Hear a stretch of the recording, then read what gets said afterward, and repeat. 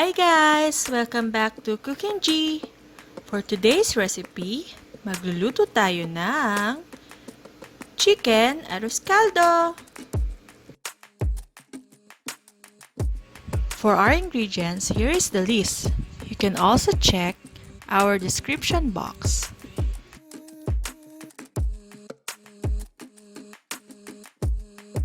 Umpisahan na natin ang pagluluto.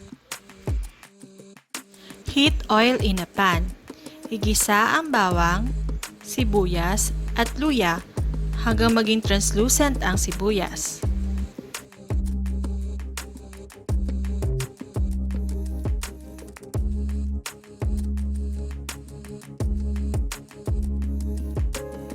Kapag okay ng sibuyas at luya, pwede na natin ilagay ang manok. Saute the chicken until color turns light brown. Ilagay ang patis at haluin itong mabuti.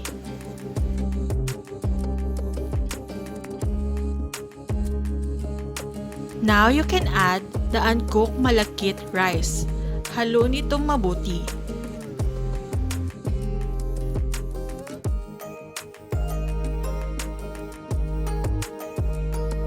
Pwede na natin ilagay ang 6 cups of water. Haluin mabuti, takpan at hayaang kumulo.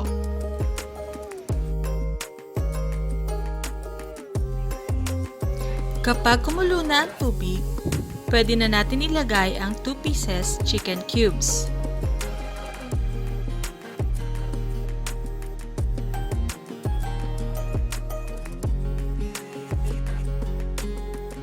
Haluing mabuti at isimmer ng 10 minutes or until the rice is fully cooked.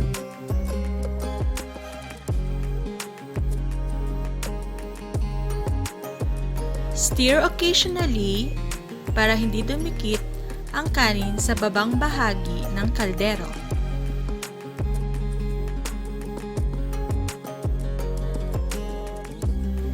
Kapag luto na ang kanin, pwede na nating timplahan ng salt and pepper.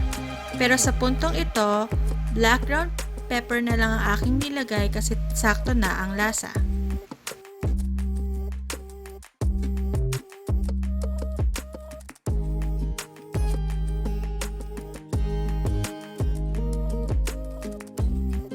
Luto na! You can serve it with your family and loved ones.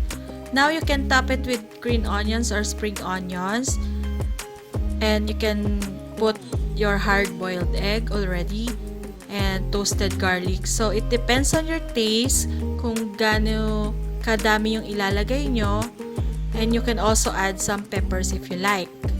Enjoy!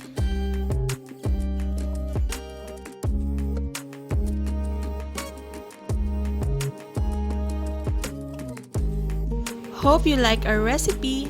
Please don't forget to like, share, and subscribe. See you on our next vlog.